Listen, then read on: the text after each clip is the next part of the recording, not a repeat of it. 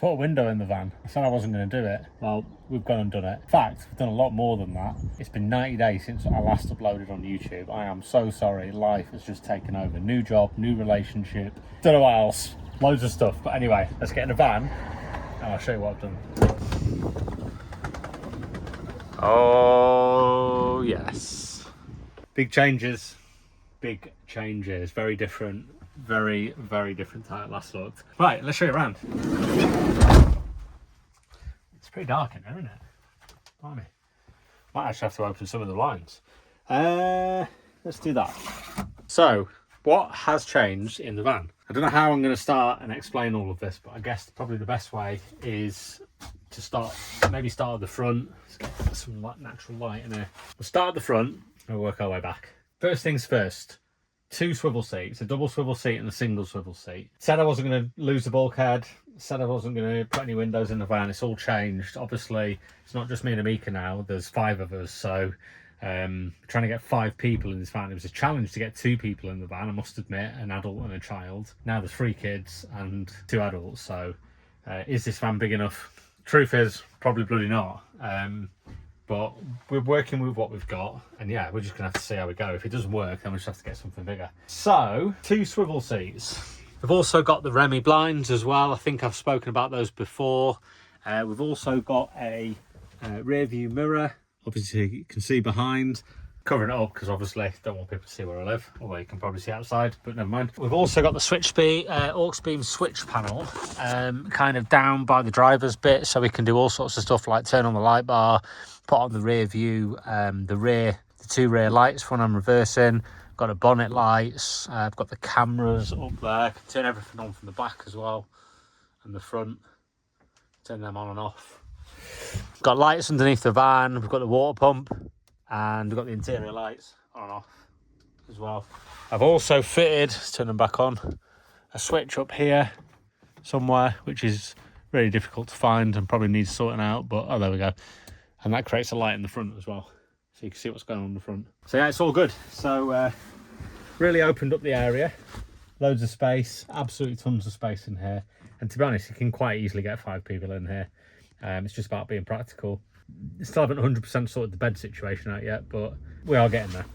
So over here we've got 2 seats which are from a minibus, and underneath there I've put like a blanking plate on here. Behind that is the water heater. I forget which one it is now.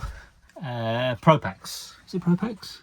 Yeah, Propex 10 litre water heater, and that's basically got a 240 plug on it. I'm going to snip the end of that off. And then I'm going to put like a little switch somewhere, probably around the side of this unit or on the back wall or something, so I can just flick it on and off whenever I need it, but we'll get to that in a minute. I've also put some sort of blanking plates around here as well, just to hide the horrible sort of white seat bases, and to finish it off really and make it look nice. So I think it looks nice. We've then got, again, some sort of blanking plates on here to hide the horrible mess that was behind there, all the insulation, all the metalwork. And then we've put a board on here as well. This is all 18mm ply, so it's quite thick, quite heavy, but it's structural ply, so it's pretty solid. And then I finished that with some 18mm trim, little black trim that goes around, so it kind of just sticks on. It does need putting on properly. It's just sort of glued on with the glue that it comes with. So we've also got a parcel shelf that was obviously already there. And that's kind of insulated as well, so it's stopped any condensation forming, which is really good. So there's a big space up there that'll probably just be used for clothes and coats and things like that when we go on our little travels. I've changed the ceiling for 2 reasons. One, because I wanted to brighten the van up a little bit, so I went for whatever it's called. What do they call it? Tongue and groove. It's not called that. It's called something similar. Cladding. Yeah, I've not treated it. I do probably need to treat it, but I've kept it nice and light, and obviously the weight difference between the planks of wood that was in there before and that is massive. So I have still got those planks of wood, but they are actually the slats underneath the bed. So I've reused what I had, so that's all good. No changes on the max fan, but there is a benefit to the van build change, and that is that because we put the window in, when we open the window onto its first setting, or fully open, doesn't really make any difference. When we do put the max fan on,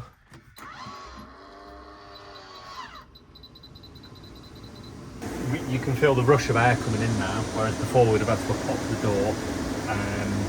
But now, yeah, we know, for example, for a fact that it's working. If I close that now, you can hear the difference on airflow. Still pull air through. It's not like a completely airtight van, is it? But it pulls it through from the dash. Whereas before, with solid bulkhead, it was a nightmare. It was like trying to suck air through any sort of like little hole it could find in the van. So that's all good. I guess we should talk about the windows. So put the window in for two reasons. One, because of that, because of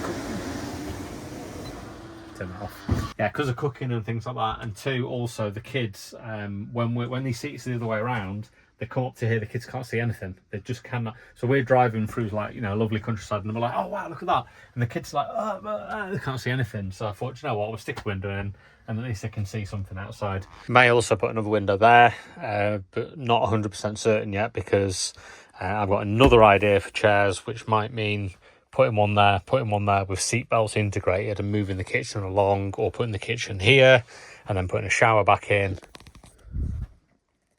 No, don't know if that's going to happen or not. So what have we done so far? All of that, I think. So yeah, let's get to the sort of kitchen area now. So when I built the kitchen, I built it outside of the van, which means it's built properly. Unlike my other ones that I've built, which was just shaken and fallen to bits. So it's absolutely solid. As far as I am concerned, it's very well made. Obviously, I'm not a joiner, but I'm happy with the work that I've done. I've covered it in some sort of like, I don't know what it's called, like plasticky, vinyl-y type stuff. If you run a knife through it, it will scratch it. You can probably just make out the scratches there. But it's better than plywood. What I realised was, when I put the air fryer on here, or my cooker or something, I have no other prep surfaces. Look, there's no other surfaces in the van. I was like, oh God, how am I going to do this? So I went into the garage and I found an offcut of wood, and I put these two bits of whatever it is, wood on there. Again, I covered it, the same sort of stuff. Put a couple of dowels through with some little holes in there. That basically sits on there, slides in place. And because the dowels are in it, don't fall out when I'm driving. So I've then doubled my space for working from. So I can stick the air fryer on there, prep food on there, or the other way around. And then I realised when it comes to serving food, I still don't have any space. So I was buying it anyway, but I bought a lagoon table. This does lift up to a similar sort of height, and it will sort of spin all the way around. I'm sure you've seen them before, but basically it'll spin around wherever you like. Let's get this door open, it's too dark in here.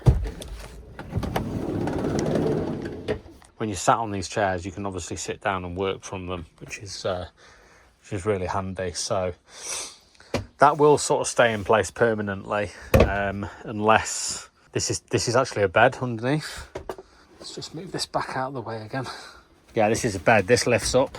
It's got a piece of wood underneath it, and that slots in place and forms a bed. But when that's not there, obviously you can sit down as though you're sort of. In fact, I'll show you. So yeah, so we've got two chairs here, and obviously if you were working or eating or whatever, in fact it's probably better going the other way. Everything's always harder with one hand, isn't it? I need to reposition the table and perhaps make it a little bit bigger, but effectively it creates a table for two people to work off, eat off. Obviously we'll move that out of the way, somebody else can sit there, or one of the kids could probably just sit under there anyway, to be fair. So I'm happy with that. I love the lagoon table. Wasn't going to buy one for 160 quid, was a rip-off, but you know what, it's worth every single penny. So many different uses.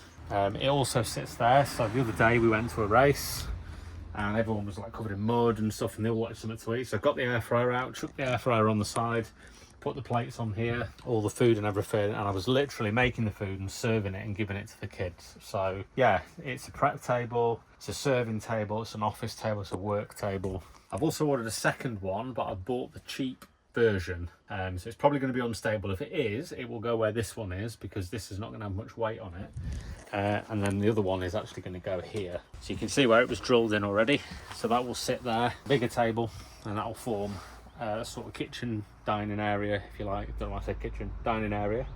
and obviously, you know, 5 people can sit here and eat, which is really cool. So yeah, I just put this wallpaper up. It's 2 samples from 2 different visits from going to B&Q, so didn't have to buy the whole roll, so it's a sample, isn't it?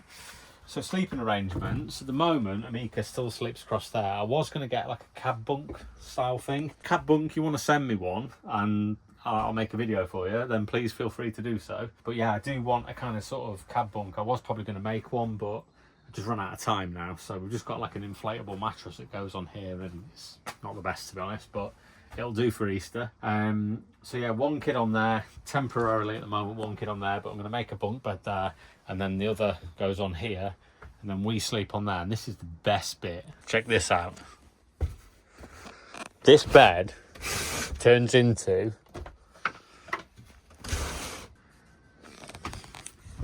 a super king. Absolutely massive. 1 adult, massive space. 1 adult, massive space, massive space. These cushions here go here, here and here, and they also form the backs of these seats. They've just not been covered yet. That's why they're sitting up there. They need to be covered. And that's the bed. And that's the bed. The back of the van, as you notice, there's no toilet, so I'll show you where that is. Yeah, so behind here, I put the toilet. That's what that curtain's there. That does need to be turned into a tambour door that just goes up and down, but again, 70 quid, so we'll wait a little bit for that. But in here, this is kind of like the garage area. It's nothing special. So we've got your water, 70 litres, I think, 75, 70 litres, something like that. Water pump, yeah, toilets here. There's going to be some storage behind it as well, and a little bit of sort of floor space there for storage. You've got your diesel heater with a diesel. That's a wash bag. We've got toilet paper and little bits of storage. All the electrics is behind. The fridge is there. We've got a light. I've mounted the ramps on there. I've boarded out the back as well. I think that's it. Yeah, that's pretty much it. So I think that's pretty much it. I don't think there's anything else to tell you. Apart from the fly season has started now, which is annoying. We get so many flies because there's so many farmers' fields around here, and they're muck spreading at the moment, so it's an absolute nightmare for flies. What else have we done? Fitted 2 rear lights, which I spoke about before. I can turn them on and off here, as I said. What else? I can't remember. Loads of stuff, probably. You just have to wait and see. Now, I've got some good news for you. In a week, we are going on a adventure.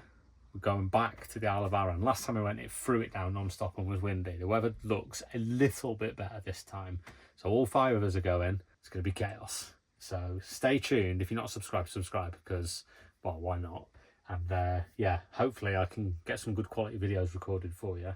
And yeah, hopefully we can get the channel up and running again, because 90 days is just too long, isn't it? If you want to help me out, because obviously now my channel is going to have plummeted because I haven't uploaded for ages, please, please, please, just leave a comment. Just say welcome back, whatever you want to say. Send me abuse if you want, I don't really care. Whatever it is, just make sure you leave a comment, please, because honestly, if every one of you that's watching now leaves a comment, my channel will just get boosted really quickly and it will recover quickly, which will motivate me to make more videos. So if you like my videos, just put a thumbs up or a thanks or whatever, just anything like that is greatly appreciated. And make sure you click the like button. Another thing to do as well is if you are on like your phone or your computer, then share it as well. Just stick it on your Facebook, share it on Instagram. Let's get this channel up and going again, because I need motivation. If I put a video out and it only gets 500 views, I'm probably not going to make any more. Right, let's go to the Isle of Arran. I'll see you there. So I'm just sitting here editing the video that I've just recorded for you, and I've realised there's something I forgot to talk about, which I'm quite excited about. I've never had an inverter in my van. So when did I get my van? 2.5 years ago. I'm into the 3rd year of van life now. Never had an inverter. I always used power stations, so everything ran off a power station. And it's fine because it powers everything, but it's a bit of a pain because you've got to like move it around the van wherever you need it. So I've decided to buy an inverter. Bit of bullet, I bought one, I bought a Renogy one. So it's a bit of a mismatch. Everything's Victron in the back, but all I need to do is power my air fryer. So I wasn't prepared to spend 700 quid or 600 quid or whatever it is on a Victron inverter just to do that. So I bought the Renogy one. It's a couple of £100. It's fine, it'll do the job. It's got 2 plugs on it, so I'm gonna have an extension lead plugged into it permanently. The other side is going to go to this Rose gold, matches all the other stuff in the van basically, including my kettle and including my air fryer. And this is going to get mounted somewhere. It was actually going to go into the air fryer, but it was going to go into the inverter, but then I thought, run that into the inverter. I've still got to turn the inverter on and off. I'm just making extra work, so that's going to get mounted somewhere. I was thinking about mounting it either into the surface like that, but then I thought it might be a bit too close to the water. Not sure. I was thinking then of kind of mounting it here, maybe at an angle, something like that. Or I could mount it in here, or probably what I am going to do is just mount it underneath, which you can't see, but underneath there, out of the way. But ideally, I want it on here. I can't mount it into the wall because there's just not enough space. I probably could, but it would mean cutting a hole in there and then having to channel the cable all the way down through the back to where the inverter is. I have got an inverter in the van at the moment. It's a 500 watt inverter, Vestex one. Which is really good. It just uses it for charging my power station. The good thing about this power station is the AC 180p video coming soon. I've had this for ages. Sorry, Blue Eddie. I haven't been uploading. I've not just cut you out of the deals or anything like that. Cut you out. I've not just cut you out. I just literally, I've been so busy with life. I just haven't got around to it. So apologies for that if you're watching the video. But yeah, we'll be making a video on that. I've used that for the entire van build. You'll see all of my videos that I make when I start putting them out. You'll see that featured loads in there. Great thing. Keeping it, not for sale. Staying in my van, love it. I've got this little inverter here, which is only 500 watts. It's not really that good, but rather than just throw it away or sell it, I just thought what I can do is I can use that to charge my Blue Yeti at the moment. So that Blue Yeti can charge in 3 different modes. Turbo, which is like 1,700 watts or something ridiculous per hour. Normal, which is about 800. And then if you put it on silent charging, it's like 280 watts. So I can charge it from my van battery, and it just recharges it. So as soon as my batteries are full from the solar or from driving, I just top my Blue Yeti up if I've been using it. So the inverter is going to go in there. A plug's going to go into the inverter, which is going to lead to this socket, and then I can just quite simply just put my kettle in or my air fryer in, and then the other plug will then go all the way through to probably like a switch on here or something, which will then turn the hot water on and off. That's what I forgot to tell you.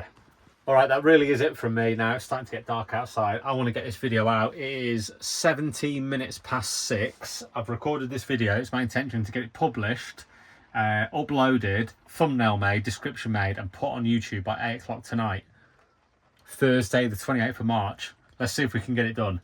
Efficiency is key. Enough talking, more editing. We're back.